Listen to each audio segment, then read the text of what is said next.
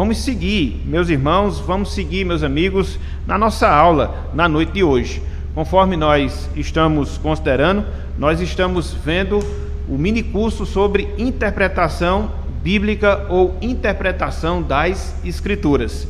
Tivemos a nossa aula 1 na semana passada e hoje a gente vai seguir dentro da nossa aula 2.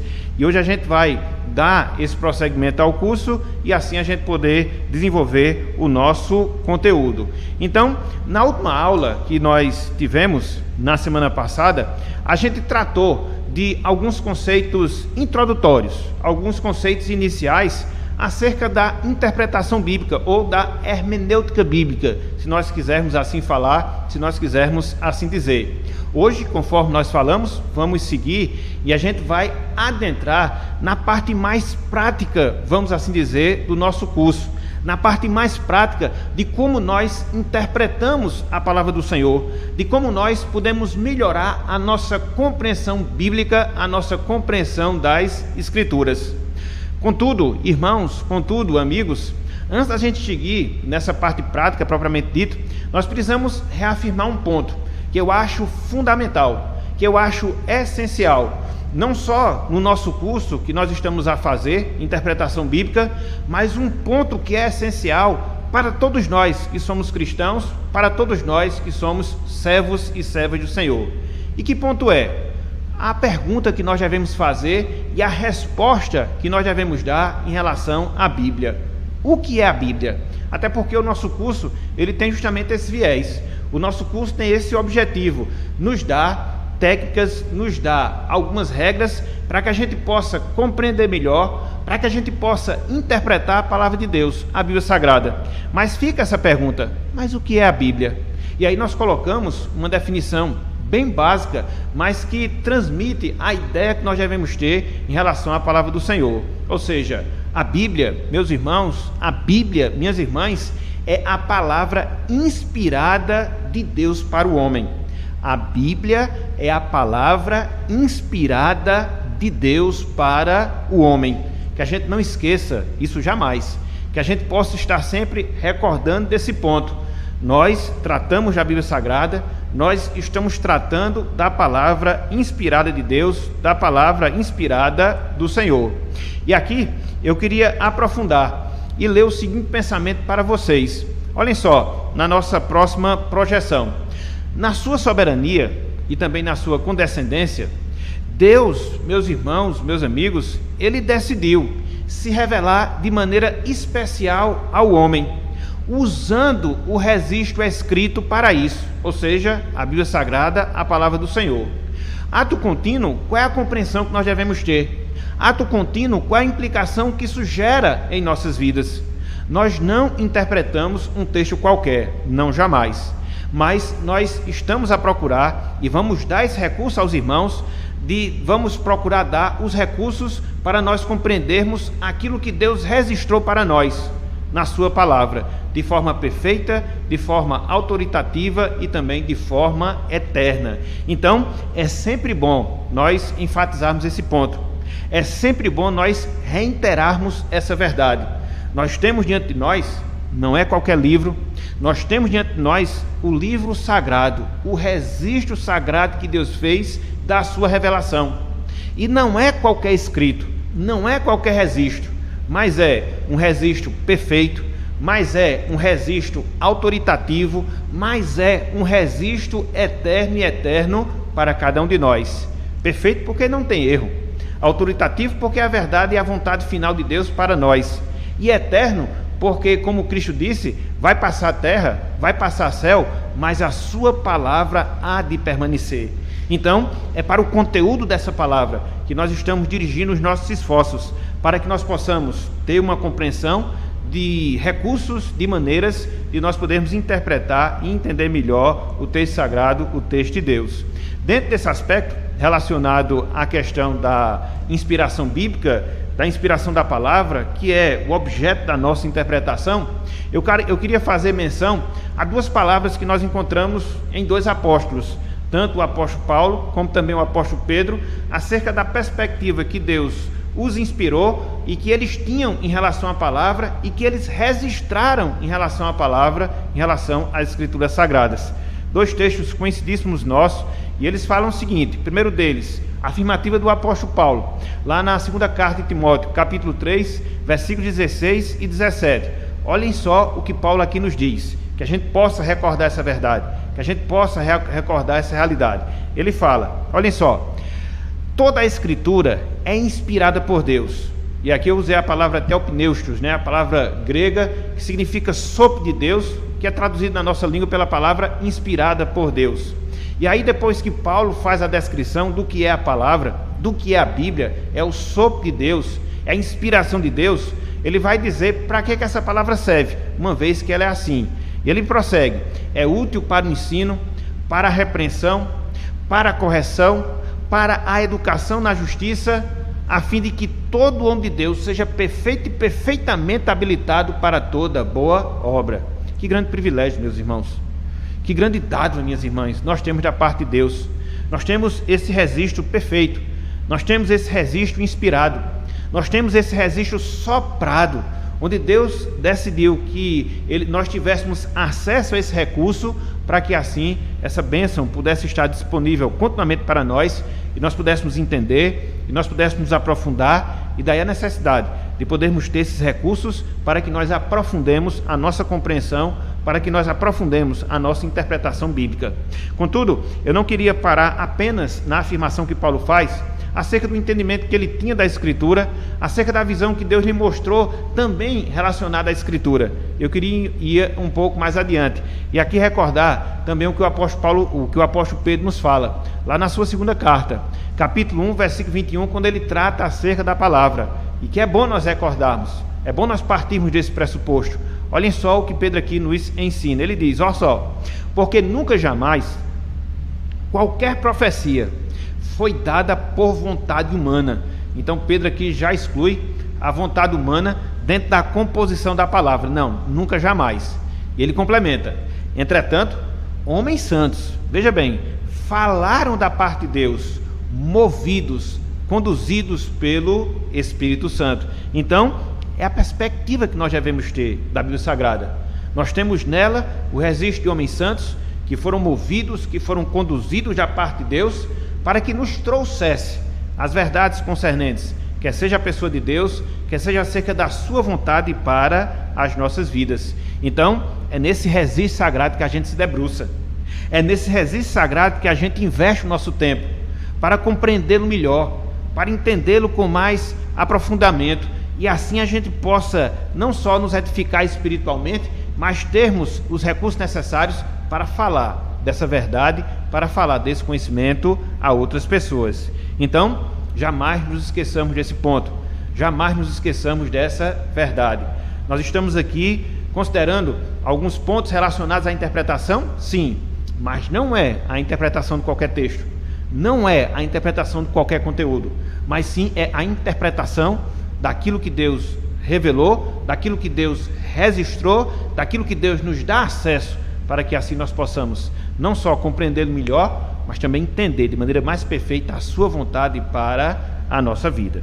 Muito bem, considerado esse aspecto inicial, eu queria apresentar hoje o nosso plano de aula. O que é que a gente vai ver hoje, meus irmãos? O que é que a gente vai ver hoje, minhas irmãs, na nossa aula, nessa segunda aula do curso acerca da interpretação bíblica, da interpretação das Escrituras? Basicamente, a gente vai se debruçar sobre esses dois pontos na noite de hoje. O primeiro deles, consideração sobre a linguagem bíblica, e o segundo deles, regra fundamental da interpretação. E dentro desse segundo ponto, a gente já vai começar a ver, conforme nós falamos, esse aspecto mais prático, esse aspecto mais direto acerca da interpretação bíblica. Então, o nosso roteiro, o roteiro proposto para a noite de hoje, vai se pautar justamente sobre esses dois pontos: consideração sobre a linguagem bíblica de maneira bem geral, e depois, aqui de maneira mais específica, a regra fundamental da interpretação. Eu até estava pensando formas e maneiras da gente poder tornar essa aula mais interativa, sobretudo fazendo paradas durante a ministração da aula, mas de certa forma é um pouco complicado a gente fazer isso, até porque a gente está começando agora a trabalhar com essa ferramenta mais tecnológica, mas eu queria, desde já, pedir a colaboração dos irmãos, para que a gente possa encarar esse momento como de fato é, como um curso, e se possível for, a gente já separar um caderno, folhas, para escrever aquilo que a gente está ministrando, e aí quando nós acabarmos de expor a nossa aula, você já com as suas dúvidas, com as suas observações, colocá-las dentro do nosso chat no YouTube, e assim a gente poder, se possível, estar esclarecendo essas dúvidas. Então, fica difícil a gente fazer essas paradas ao longo da aula, mas eu prometo aos irmãos, prometo às irmãs que no final a gente vai tentar responder todas as perguntas que forem possíveis. Então, já vá anotando esses pontos, já vá anotando as suas dúvidas para você não esquecer, e aí você vai vendo cada uma delas para que depois você possa colocar aí no nosso chat e a gente poder esmiuçar essas dúvidas na parte final da nossa aula, ok? Só uma observação aqui. E assim, a gente vai começar a trabalhar o nosso primeiro ponto na noite de hoje. Qual é o nosso primeiro ponto? A linguagem bíblica. Qual é a linguagem da Bíblia? Qual é o tema central das Escrituras Sagradas? Quais são os assuntos centrais das Escrituras Sagradas? Isso é muito importante, irmãos. Isso é fundamental, minhas irmãs, porque ao estudarmos esse registro santo inspirado que Deus nos dá, nós encontramos alguns temas que são centrais. E aí, via de regra, quando você faz uma leitura bíblica, via de regra, quando você faz um estudo bíblico, você vai sempre se deparar com esses temas centrais. É claro que a Bíblia, como livro inspirado que é, ela vai tocar sobre vários assuntos, ela vai abordar vários temas. Agora, existem alguns temas, existem alguns assuntos que são recorrentes e que a gente encontra continuamente na palavra do Senhor. E quais são? A gente colocou aqui alguns, para que a gente possa ter essa noção, para que a gente possa ter essa compreensão. A Bíblia fala, em termos centrais, da criação do homem em retidão. Tanto é que quando você olha para os primeiros capítulos da Bíblia, sobretudo do livro do Gênesis, você vai encontrar justamente isso. Capítulo 1, capítulo 2, a criação de todas as coisas. Capítulo 2, a formação específica do homem. E aí você vai ver que não foi de qualquer forma, não foi de qualquer maneira, mas Deus ele fez o homem em santidade, em retidão. Contudo, o relato ele segue, mostrando que após esse fato, a gente se depara com também um outro grande fato na Bíblia, que foi a queda humana, através da introdução do pecado. A queda e a corrupção humana, até porque o pecado de Adão não se restringiu a ele, mas como cabeça federal que ele é, o pecado que ele cometeu trouxe desdobramentos, não só para si, mas para todos nós que descendemos dele, que descendemos de Adão, e a gente vê esse assunto também sendo recorrentemente abordado nas Escrituras Sagradas. Uma vez que a gente se depara com a existência do pecado, uma vez que a gente se depara com os desdobramentos do pecado, o que é que a gente percebe também sendo destacado na Bíblia? O que é que a gente percebe também sendo destacado na palavra do Senhor? A necessidade que nós, seres humanos, no seu sentido geral, temos de arrependimento e de conversão. Todos nós temos essa carência, todos nós temos essa necessidade. O pecado nos colocou essa condição, essa carência, essa necessidade, e ela é uma realidade na vida de todos os seres humanos, com exceção da pessoa de Cristo, com exceção da pessoa do Salvador. E seguindo nessa sequência, a gente também observa na palavra de Deus o tema que ela trata acerca da remissão de pecados no sangue de Cristo. Na verdade, aqui você encontra a solução divina para poder reverter o quadro terrível no qual nós nos encontramos por causa do pecado. Então, nós vamos encontrar isso desde as páginas iniciais da Bíblia como promessa, e todo o desenvolvimento dessa promessa até a consumação desse fato na cruz de Cristo, na sua morte lá no Calvário. Inclusive, nós estamos vivenciando a semana chamada Santa, onde a gente se lembra justamente disso, desses aspectos relacionados ao nosso Redentor. Mas não só isso, seguindo aqui também na nossa sequência. Desculpe, só para tomar um pouquinho aqui de água. O que é que nós vemos também na Bíblia? A gente vê a salvação pela graça mediante a fé. E isso também nós observamos como promessa desde as páginas iniciais da Bíblia, se desenvolvendo dentro do plano de salvação e chegando à sua consumação na pessoa de Cristo e na obra que ele realizou lá no Calvário, nos propiciando justamente a salvação.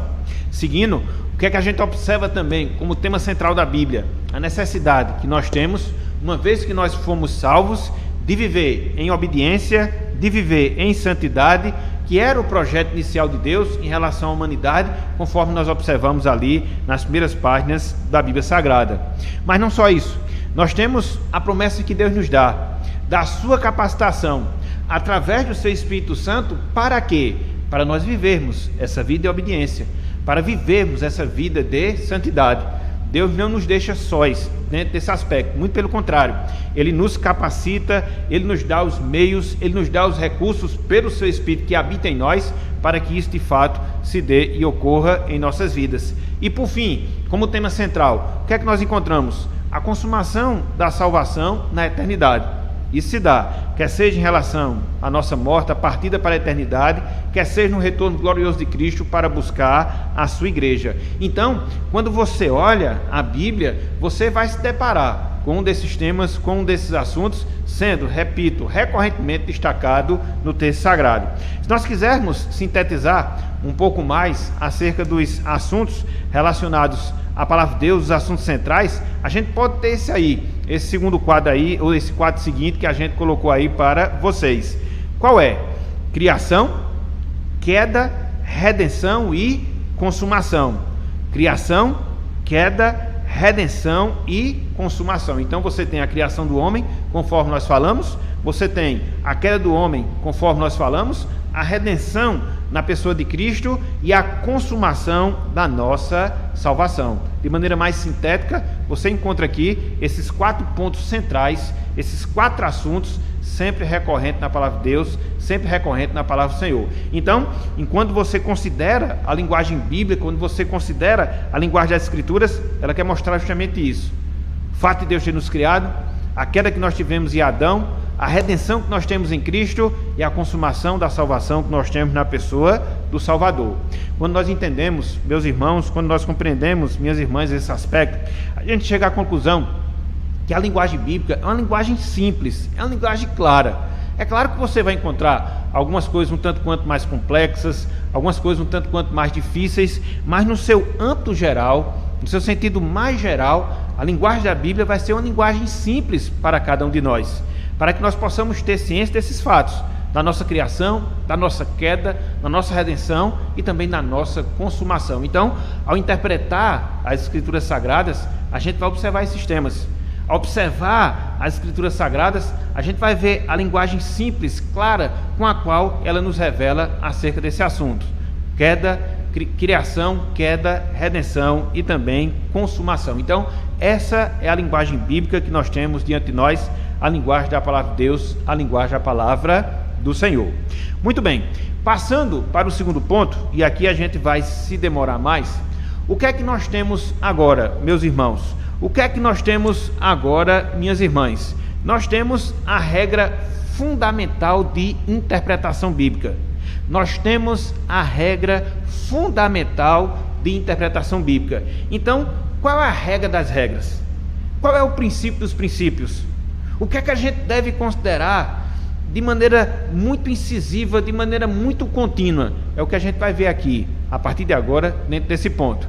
Então, olhem só, o princípio central da interpretação bíblica é que a Bíblia interpreta a própria Bíblia. A Bíblia, ela interpreta a própria Bíblia. Ou, como algumas outras pessoas gostam de falar, a auto-interpretação das Escrituras Sagradas. A auto-interpretação das Escrituras Sagradas. Então, quando nós falamos isso, meus irmãos, quando nós falamos isso, minhas irmãs, o que é que a gente está dizendo? A gente está dizendo que a gente precisa basicamente da Bíblia para podermos compreendê-la. É claro que às vezes nós temos a necessidade de um conhecimento de uma língua original, que também nós encontramos na Bíblia. É claro que muitas vezes a gente tem a necessidade de um conhecimento de um contexto histórico, que a gente pode ter a necessidade dele no seu sentido mais profundo, fora da Bíblia. Mas no seu sentido geral, a gente precisa somente das Escrituras para que a gente possa entender as próprias Escrituras. Isso é muito importante, porque o ser humano, ele tem a capacidade de imaginar coisas, de criar coisas, e muitas vezes essa capacidade de criação, de imaginação, sobretudo corrompida pelo pecado, acaba interferindo na maneira como as pessoas querem interpretar a palavra do Senhor, às vezes criando as suas próprias normas, às vezes criando as suas próprias regras, fora daquilo que nós encontramos na Bíblia, fora daquilo que nós encontramos no texto sagrado.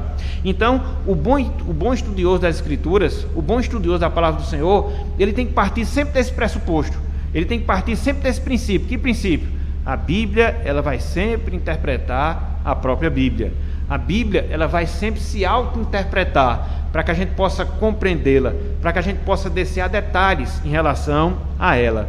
Então, nós até colocamos aí uma definição do reverendo Paulo Anglada, em que ele fala justamente acerca disso, ou seja, dessa regra principal que nós temos na interpretação. E o que é que ele diz? Abro aspas. Significa assim que, visto que a Bíblia é a única fonte infalível da vontade divina, segue Paulo Anglada, somente ela, ou seja, somente a própria Bíblia, a própria Escritura, ela pode elucidar, ela pode interpretar de modo autoritativo o seu sentido e o seu significado. Veja que coisa fantástica nós temos aqui. Veja que coisa maravilhosa Deus nos propicia.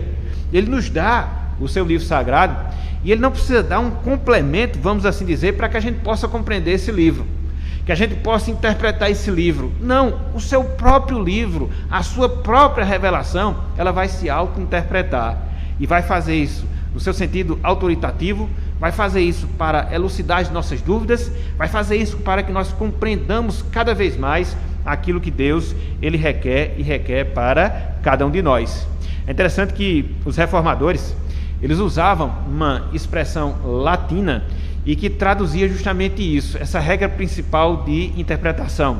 A Bíblia interpreta a própria Bíblia. Eles falavam, abro aspas, scripturae interpretes, ou seja, a Bíblia interpreta a própria Bíblia. E é interessante, meus irmãos, minhas irmãs, passando um pouco mais adiante, que esse princípio que nós estamos a defender, que esse princípio que nós estamos a ensinar, que princípio? Escritura interpreta a própria Escritura, não é uma coisa nova que hoje nós estamos inventando, não é uma coisa nova que hoje nós trouxemos para a nossa realidade, não, jamais. Quando a gente olha para o passado, sobretudo aquele passado que remonta o período da Reforma Protestante, que foi um período de redescoberta da palavra, redescoberta das doutrinas bíblicas, sobretudo as doutrinas das próprias ou da própria Escritura, a gente percebe que foi também um princípio defendido pelos nossos irmãos no passado. Nós não estamos sós hoje quando nós defendemos que a Bíblia ela se auto-interpreta, não, jamais. No passado, dentro daquele contexto da reforma, já era essa a compreensão que os nossos irmãos tinham, que os nossos irmãos eles já adotavam. E aqui eu queria chamar a atenção para pelo menos 2 documentos históricos que comprovam esse fato, que comprovam essa realidade que nós estamos dizendo. Que realidade? O seguir o princípio da auto-interpretação das Escrituras Sagradas. E aqui eu queria fazer menção a 2 documentos de fé antigos, o nosso, caracteristicamente nosso, congregacionais, que é a Declaração de Savoy, e depois um outro documento. Então, vamos logo para o nosso. Declaração de Savoy, ano 1658, capítulo 1. Aqui o parágrafo é o parágrafo 9. Desculpe, nós colocamos o parágrafo 10, mas nós nos equivocamos. O parágrafo aqui é o parágrafo 9. Veja como eles concebiam a maneira, veja como eles concebiam a forma de interpretar as Escrituras Sagradas. Olhem só o que nos diz aqui o texto da Declaração de Savoy. A regra infalível de interpretação das Escrituras é as Escrituras, explicando as próprias Escrituras. Assim, quando houver dúvidas e controvérsia sobre a correta interpretação de um texto que se apresente obscuro e duvidoso, o caminho a seguir é examinar detidamente este texto e tentar esclarecê-lo com outro texto que trate do mesmo assunto com maior clareza. Olha só que coisa fantástica, olha só que coisa maravilhosa. A Bíblia interpretando a própria Bíblia.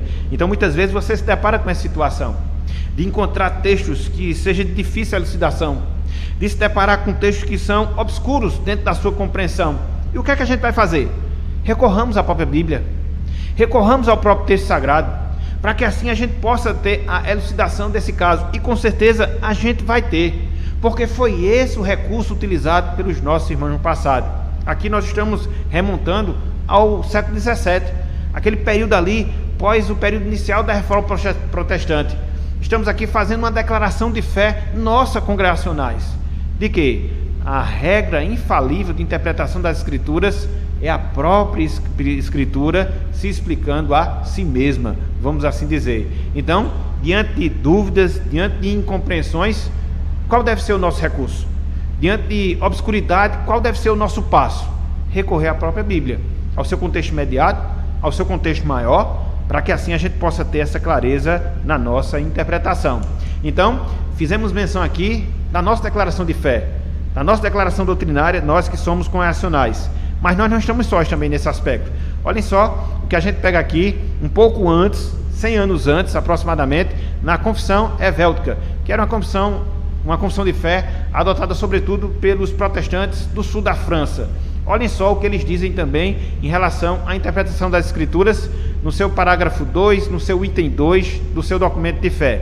Olhem só: reconhecemos como ortodoxa e genuína apenas a interpretação das Escrituras que é retirada das próprias Escrituras, ou seja, do significado da língua em que foram escritas, segundo as circunstâncias e que foram escritas pela comparação de passagens semelhantes, das diferentes e também das mais claras, que concorda com a regra de fé e amor e que contribui notavelmente para a glória de Deus e salvação dos homens. Mais uma vez, Bíblia interpretando a própria Bíblia. Passagens obscuras, complexas, sendo explicadas por passagens que sejam mais claras. Então você chega aqui no cerne do contexto da reforma e você observa que esse é um dos distintivos que a igreja cristã naquele momento estava assumindo, que a igreja protestante naquele momento estava assumindo. Que princípio? Escritura interpretando a própria Escritura. É interessante porque esse ponto de vista, e aqui vale a pena fazer essa observação, ele se chocou com a conduta usada até então pela igreja romana, que usava aquilo que a gente chama de sistema alegórico de interpretação das Escrituras, usando a Bíblia e a interpretando através de alegorias. E aí a reforma protestante se chocou com esse princípio e aí disse: não, a Bíblia vai interpretar a própria Bíblia, a Escritura vai interpretar a própria Escritura. E aqui se desenvolveu, na verdade se retomou uma escola que a gente chama de escola de interpretação gramática histórica, que traz justamente isso, ou seja, nos voltar somente para a Bíblia, para que assim a gente possa compreender e entender a Bíblia, ou seja, a palavra do Senhor. Então, conforme nós estamos a falar, qual o princípio geral das Escrituras Sagradas, ou da interpretação das Escrituras? A Bíblia se auto-interpreta. É uma coisa nova? Não. É uma coisa recente? Jamais. Uma coisa antiga. Remonta ali o período da Reforma Protestante, os 100 anos após a Reforma Protestante, inclusive que nos caracteriza como congregacionais, como cristãos congregacionais. Então, nós estamos em boa companhia quando a gente usa esse método, quando a gente usa esse recurso. É interessante que uma vez que nós compreendemos, que é o slide seguinte, uma vez que nós compreendemos esse princípio, que princípio? Escritura interpreta a própria Escritura. A gente chega, meus irmãos, minhas irmãs, a duas conclusões que são lógicas, mas são muito lógicas mesmo. E quais são essas conclusões? Quais são esses aspectos aos quais nós chegamos quando nós temos essa compreensão? Bíblia interpreta a própria Bíblia. Primeira conclusão: a Bíblia deve ser interpretada à luz do seu ensino geral e uniforme. A gente encontra justamente isso na Bíblia, uma unidade que a gente chama de unidade orgânica, onde a gente encontra uma unidade nos seus ensinamentos. Então, se em um dado momento um texto parece obscuro, o que é que eu vou fazer? Vou recorrer a outro texto, porque o mesmo Deus que inspirou aquela passagem que nós achamos um tanto quanto obscura, no outro momento ele vai tornar aquela passagem mais clara, e assim a gente vai usando como recurso, e assim a gente vai obtendo uma maior compreensão, um maior entendimento das Escrituras. Por quê? O autor é um só. O autor que escreveu o livro de Gênesis, Moisés, mas o autor principal, o Espírito Santo, foi o mesmo que inspirou Paulo para escrever a sua carta, foi o mesmo que inspirou Mateus para escrever o seu evangelho, e assim os demais autores da Bíblia. Então, se o autor principal, o Espírito Santo, ele inspira os demais autores bíblicos, E se nessa inspiração ele nos traz uma mensagem que é única, dentro daqueles pontos iniciais que a gente viu, que fazem a parte central do ensinamento da Bíblia, que é criação, queda, salvação e consumação, a gente vai ver, através de outras passagens, o esclarecimento acerca daquilo que porventura a gente achar um tanto mais difícil, um tanto mais complicado. Então, essa é a primeira conclusão lógica a que nós chegamos. A Bíblia é um todo e ela deve ser interpretada no seu sentido geral, no seu sentido uniforme. Então, se aqui, repito, tem algo um pouco complexo, se aqui, repito, tem algo um pouco difícil, vou recorrer a outras partes das Escrituras. Com certeza eu vou ter ali um acesso, com certeza eu vou ter ali um recurso que vai me dar a real interpretação, a correta interpretação da palavra de Deus, da palavra do Senhor. É a primeira conclusão. Mas não só isso. Uma vez que a gente adota esse princípio, a Bíblia interpreta a própria Bíblia, a gente chega a uma outra conclusão. Qual é a conclusão? As Escrituras, meus irmãos, minhas irmãs, jamais, e aqui nós colocamos caixa alto, para que essa verdade ela possa ficar fixada no nosso coração. As Escrituras jamais, elas podem se contradizer a si mesmas. Jamais, jamais.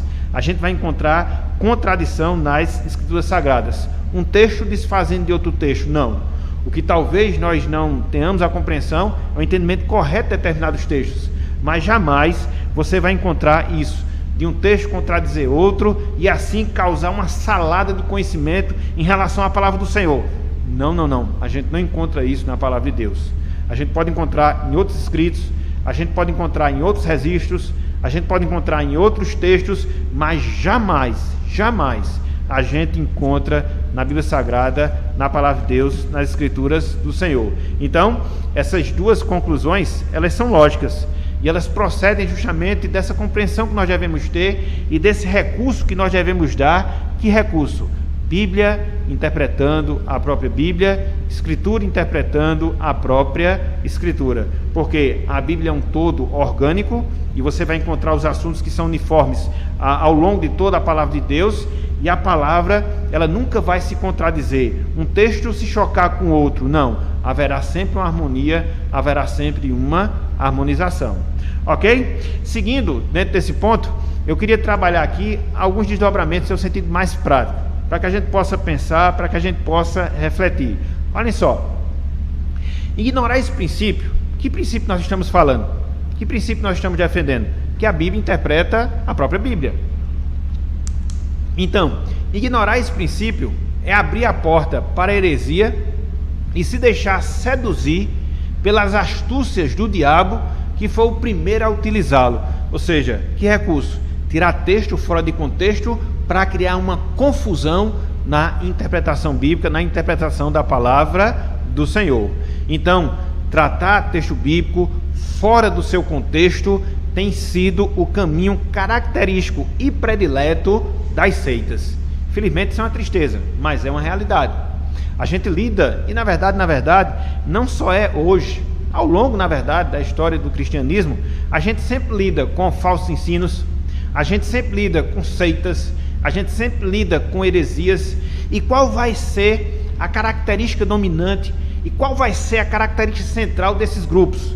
Tirar muitas vezes um texto fora do contexto para querer provar uma determinada doutrina, para querer provar um determinado ensino, desfazendo do ensinamento geral das Escrituras Sagradas, da palavra do Senhor.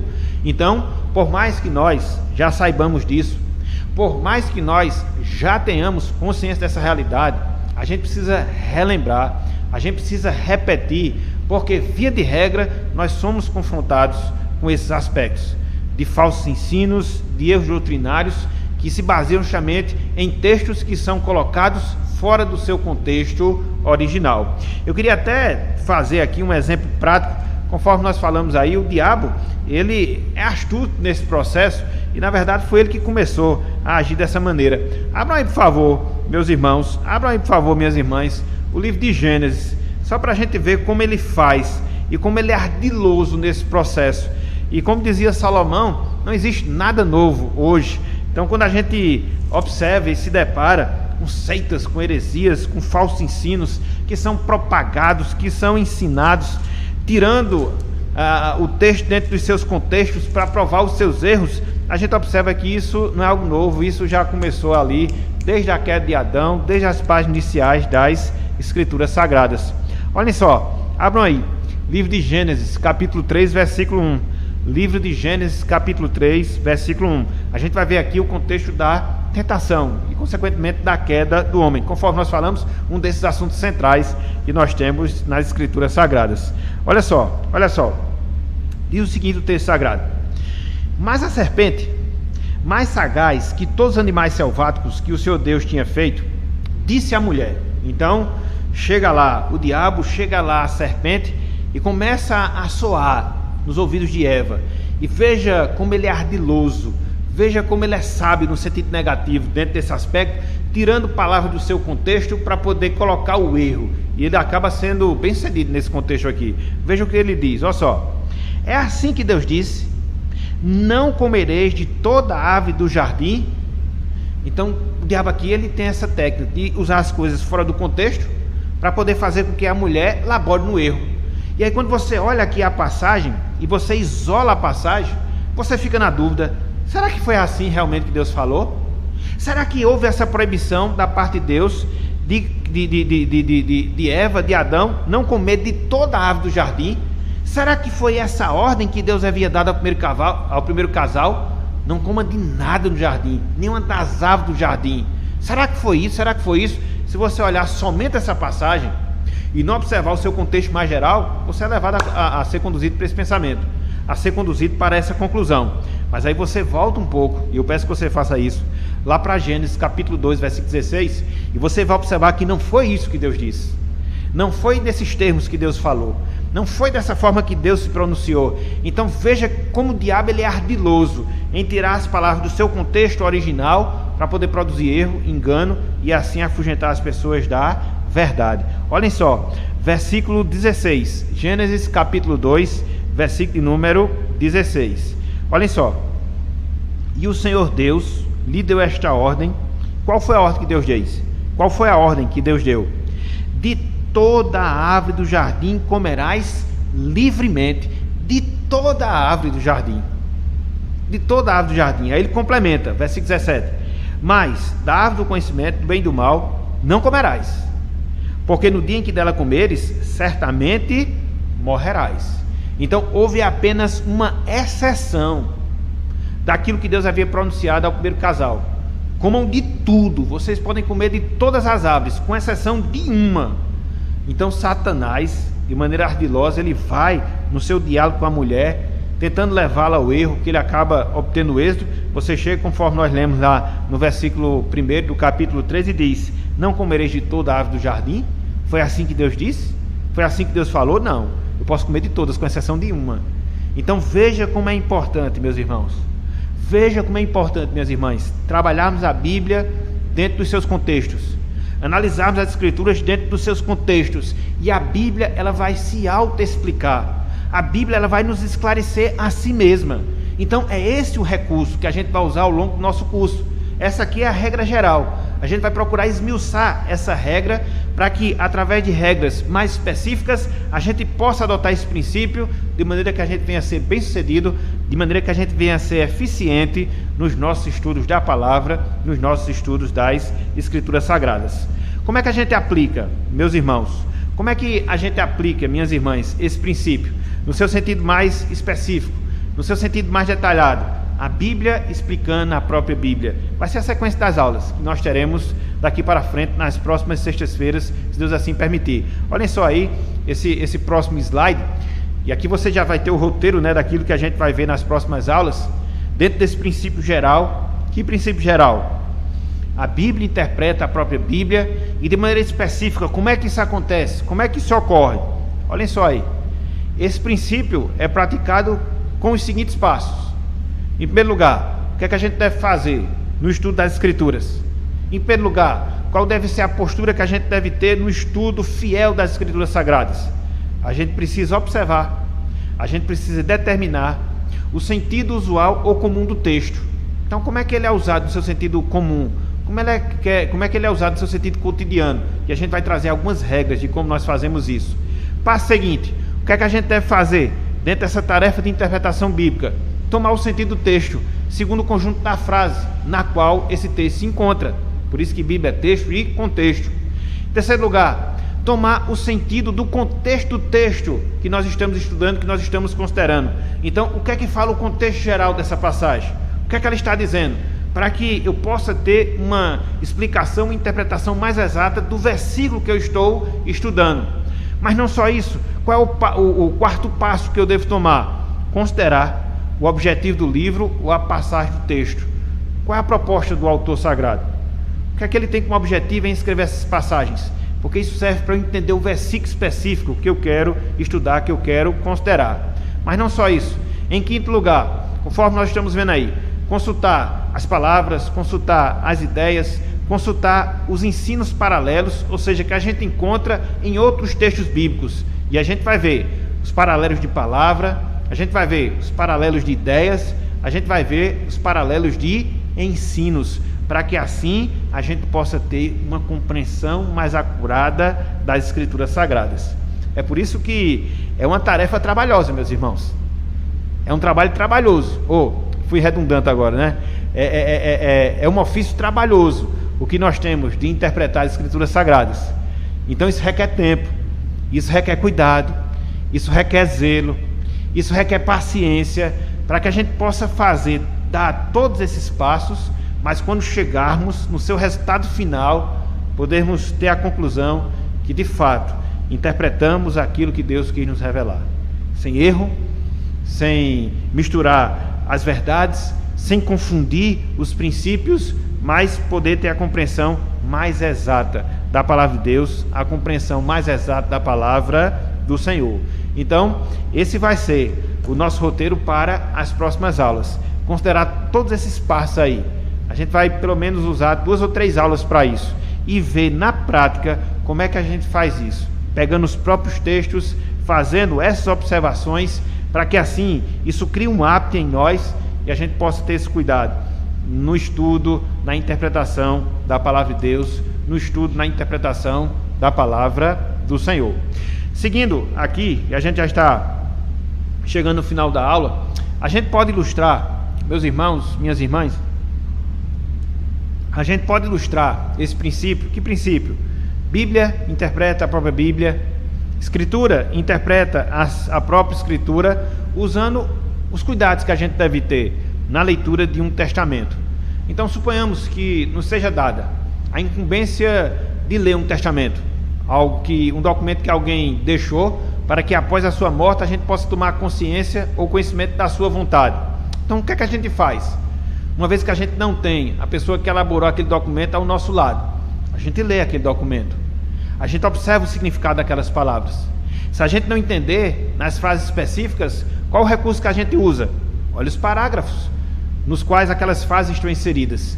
Se não, olha o documento como um todo, para ver em outros momentos se algumas palavras, algumas frases que não estão claras, elas podem ser esclarecidas a partir de outro texto, ou a partir de outra parte do texto, para que assim a gente possa ter essa compreensão. Isso é trabalhoso? Isso dá trabalho? Com certeza, mas é a postura que nós devemos ter, a exemplo que a gente vai fazer, o que a gente faria se nos fosse dado aqui um testamento para a gente poder fazer a leitura e a interpretação. Há determinadas coisas que talvez nos pareçam obscuras, nos pareçam complexas. Então o que é que a gente faz? Vamos ver o contexto geral, vamos ver o contexto mais amplo, vamos ver através de várias leituras aquilo que se propôs a escrever o testador. E é assim que a gente deve fazer também em relação à palavra, é assim que a gente deve fazer em relação às Escrituras Sagradas. Mas não só isso, vamos ver um exemplo bíblico dessa tarefa que a gente deve ter, desse cuidado que a gente deve tomar, de poder interpretar a Bíblia usando a própria Bíblia. Por exemplo, quando você olha o texto de Gênesis 17, versículos 10 até o versículo 12, o que é que você vai encontrar? Você vai encontrar a instituição que Deus faz da circuncisão a Abraão. É isso que você encontra no texto.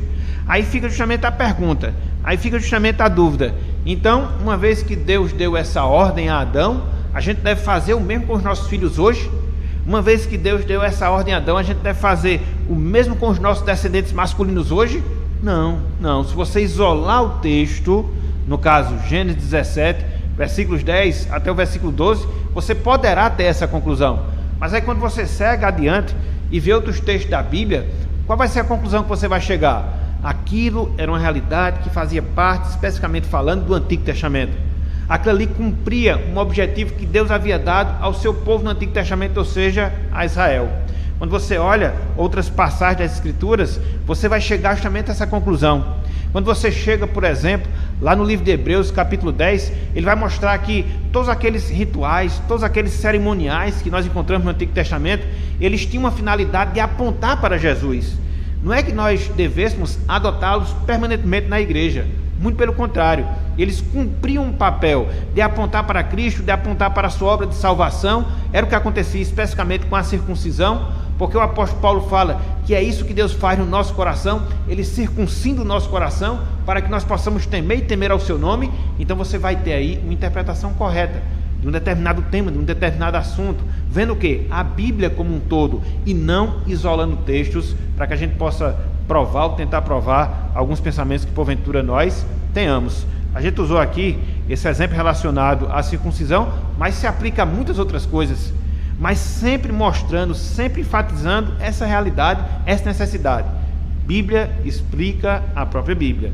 Então, se você se depara com uma passagem difícil, se você se depara com uma passagem obscura, aqui tomando mais uma vez esse exemplo da circuncisão, o que é que você deve fazer? Olhe para o restante da Bíblia. Veja o que esse assunto, ou como esse assunto é colocado em outras passagens, através de outros autores, e tenha uma compreensão mais acurada, que com certeza você vai ter, com certeza você vai obter. Então, não esqueçamos, qual é a regra principal? Qual é a regra principal? Bíblia interpreta a própria Bíblia. Como é que a gente faz isso de maneira específica? A gente vai ver nas próximas aulas, se Deus assim permitir. Inclusive, a gente já coloca aqui o roteiro, né? Antes, só para revisar, né? O que foi que nós vimos, melhor dizendo, na nossa aula de hoje? A consideração sobre a linguagem bíblica, dentro daqueles 4 pontos centrais que nós consideramos: criação, queda, redenção, consumação, e a regra fundamental de interpretação. Escritura interpreta a própria Escritura. E o que é que a gente vai ver na próxima semana? A gente vai ver justamente isso aí, ó. Observar e determinar o sentido usual comum do texto e tomar o sentido do texto segundo o conjunto da frase. Então a gente vai pegar os 2 passos iniciais para termos uma melhor compreensão das Escrituras Sagradas, usando a própria Bíblia. A gente não vai fugir dela. A gente vai usar a própria Bíblia, a gente vai usar a própria palavra de Deus. Então, dentro de um versículo, dentro de uma frase, dentro de uma palavra, o que é que a gente vai fazer? Observar e determinar o seu sentido comum e depois tomar o sentido dessa palavra dentro do texto no qual ela se apresenta, no conjunto da frase no qual esse texto ele se apresenta. Então a gente vai ver semana que vem como é que isso faz. A gente vai ver na semana que vem como é que isso ocorre, melhor dizendo, e a gente vai de maneira prática observar aqui com os irmãos, compartilhar com os irmãos, para que vocês possam adotar esses princípios e também serem bem-sucedidos nos estudos, nas pesquisas que vocês hão de fazer da palavra, para que assim cresçam em graça e conhecimento, repito, sejam úteis no desenvolvimento da obra do Senhor aqui na terra. Que Deus nos abençoe. Um bom restante de dia e até a próxima, se Ele assim nos permitir. Amém.